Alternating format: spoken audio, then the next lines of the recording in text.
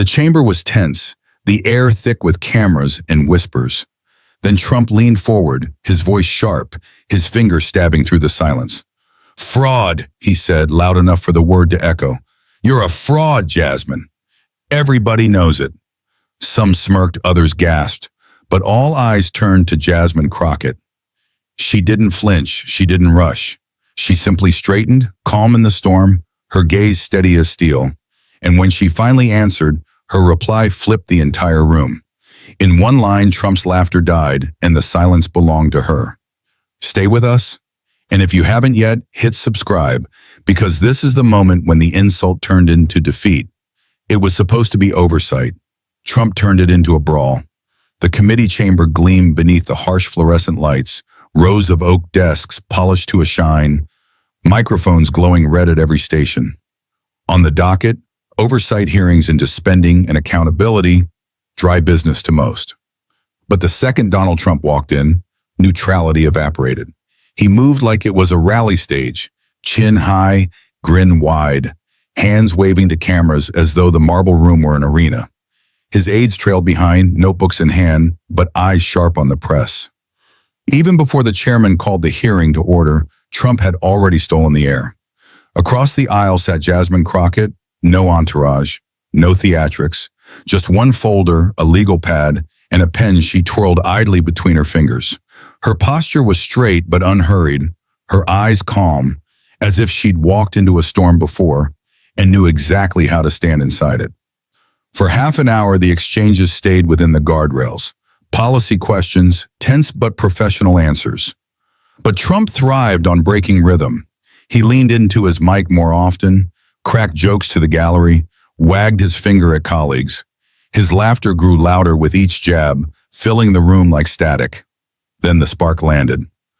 Crockett began a measured line of questioning about financial inconsistencies. Trump didn't let her finish. He leaned forward, jabbed a finger, and spat the word like a gavel. Fraud. The room jolted.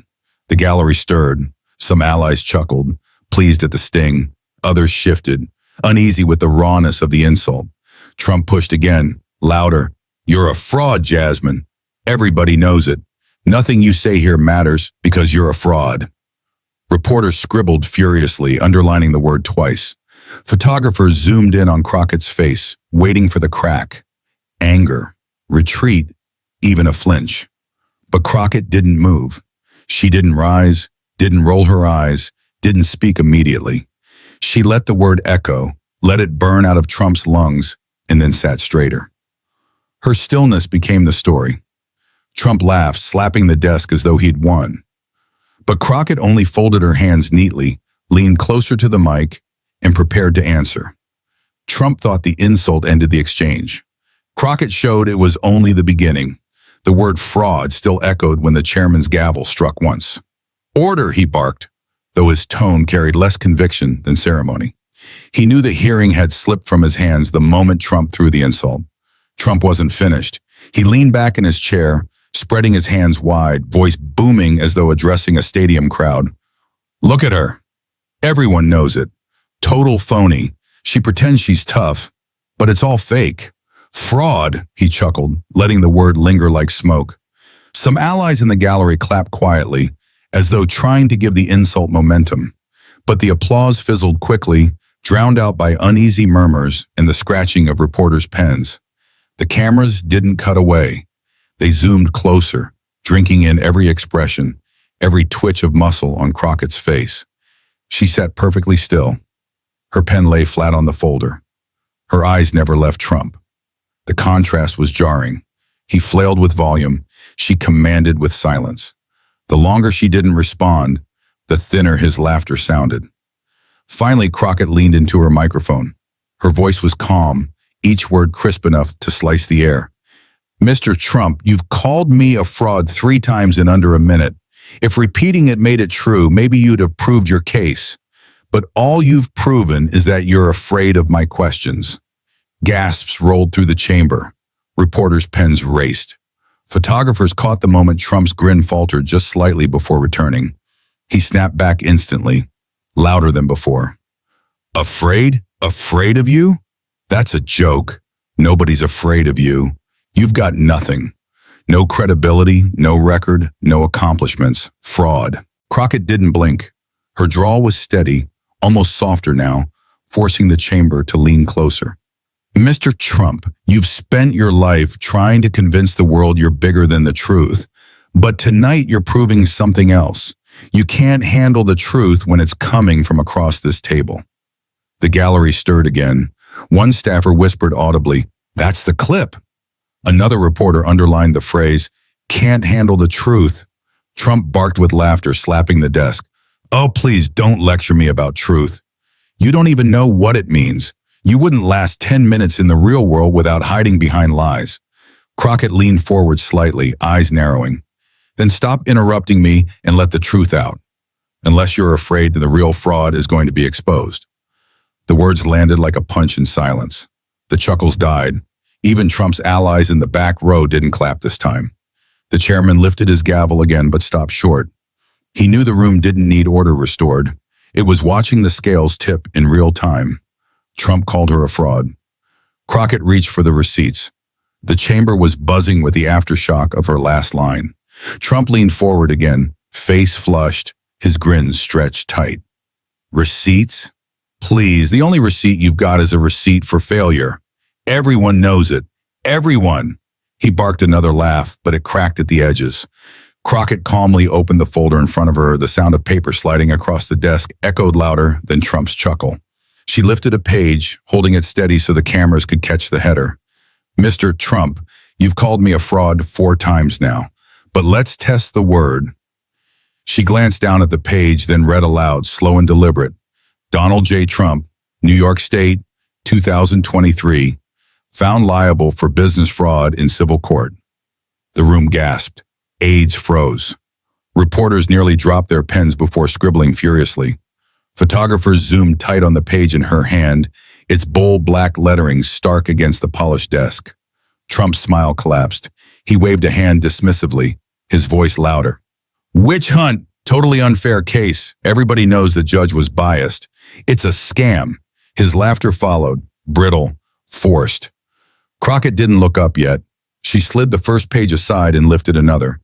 And here's another. Federal indictment, 2023. Prosecutors alleging falsified records. Shall I go on? Gasps again, louder this time. The gallery murmured, restless. Trump slammed his hand on the desk. "Irrelevant. Irrelevant. None of that matters here." Now Crockett lifted her eyes. Calm, steady. "It matters, Mr. Trump, because you keep calling me a fraud. But the record shows that when a court had to decide who was lying, it wasn't me." The room exploded, murmurs, gasps, even a few muffled claps that quickly hushed under the chairman's glare. Reporters typed furiously, drafting headlines before the hearing even ended. Crockett throws Trump's fraud label back at him with his own record. Trump's face reddened deeper. He tried to interject, but Crockett leaned forward, her voice sharp and surgical. "You call me a fraud to distract from your own verdicts. But the difference is this. I've never been found guilty of fraud in a courtroom. You have."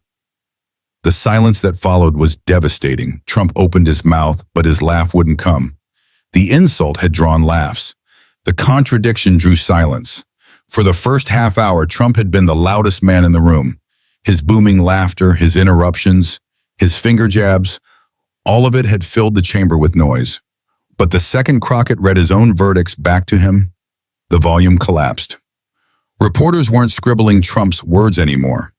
They were underlining hers. Photographers weren't framing his grin. They were capturing his tightened jaw, his clenched fist, his reddening face. The contrast was brutal. Crockett calm, precise, almost surgical. Trump loud, rattled, and visibly unraveling. Harris, seated 2 rows down, shifted in her chair, avoiding the cameras. A Republican senator leaned back, crossing his arms, lips pressed into a thin line.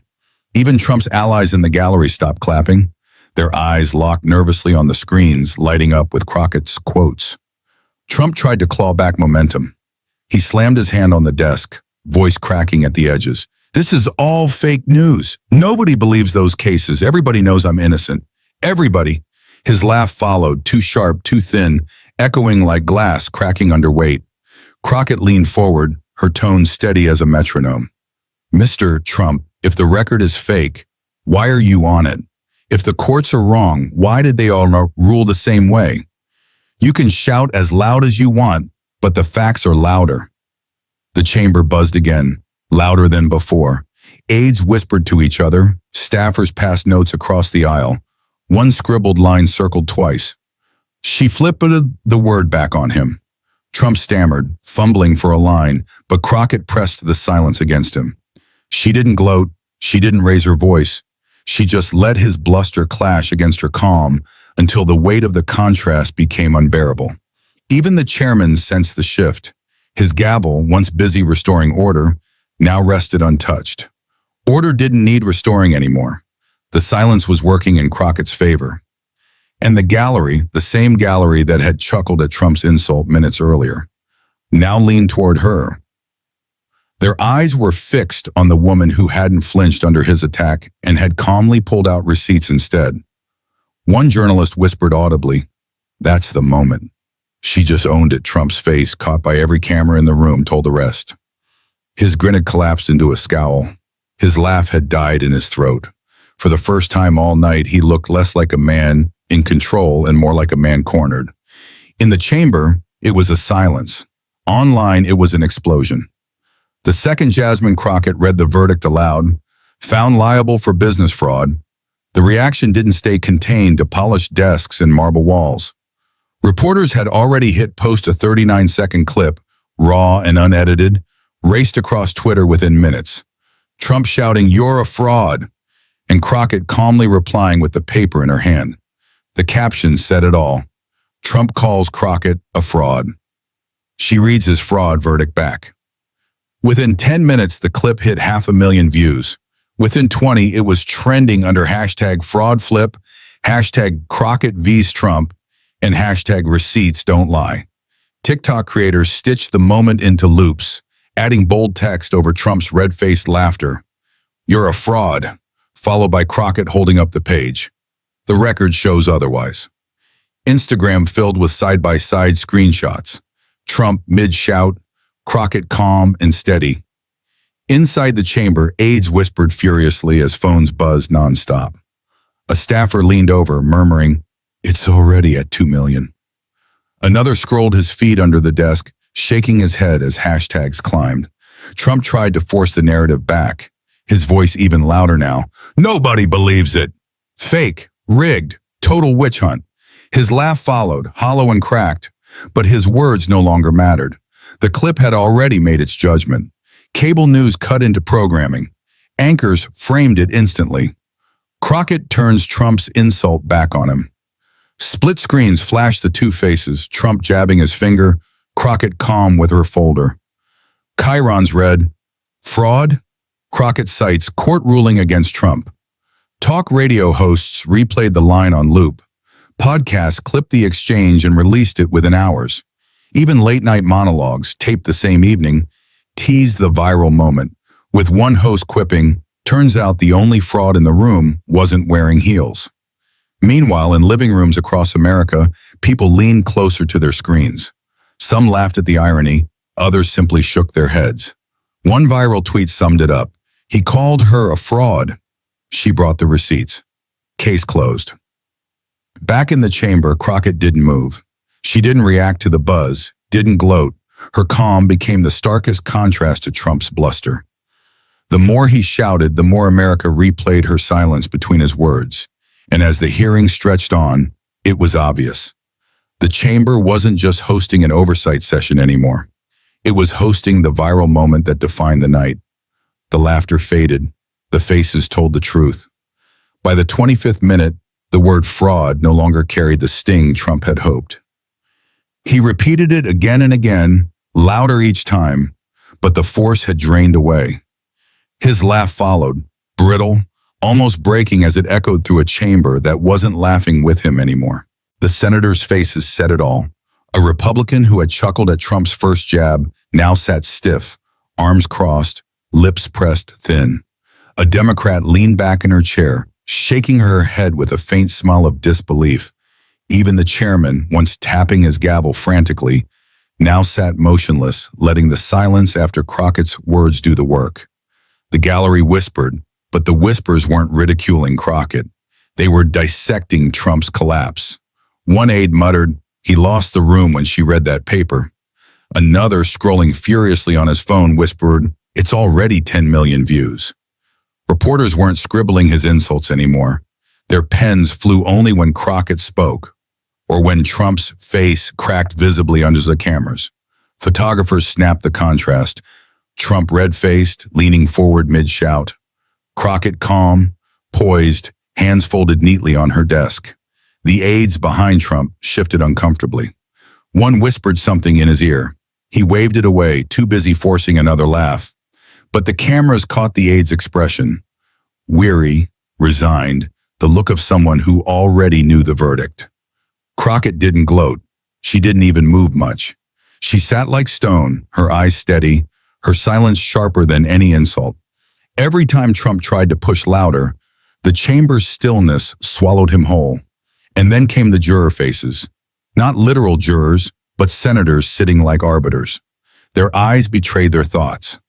Some nodded faintly at Crockett's restraint. Others avoided looking at Trump altogether, unwilling to be caught on camera aligning with his theatrics. The defeat wasn't announced. It didn't need to be. It was written in every expression, in every hushed whisper, in the fact that Trump's allies no longer clapped, no longer smirked, no longer dared to meet the cameras head-on. Trump's voice was loud. Crockett's silence was louder. Trump leaned forward once more, forcing out another brittle laugh, his fingers stabbing across the chamber. "Fraud! That's all you are, Jasmine. Everyone knows it. You'll never escape that. Fraud!" But the chamber wasn't reacting anymore. The word had lost its edge, and his laughter rang hollow. The gallery sat still. Senators glanced at their notes. Reporters didn't even look up. They were waiting for her. Crockett folded her hands, leaned slowly into her microphone, and spoke with a calm that cut deeper than any shout. "Mr. Trump, you've called me a fraud 7 times tonight, but only one person in this room has ever been found guilty of it in court, and it isn't me." The silence landed like a gavel strike. Trump's jaw tightened, his mouth half open, but no words came. His laugh, so constant all evening, caught in his throat. The chamber froze, every camera lens trained on his stunned expression. Crockett leaned back, her eyes steady, and delivered her cold close.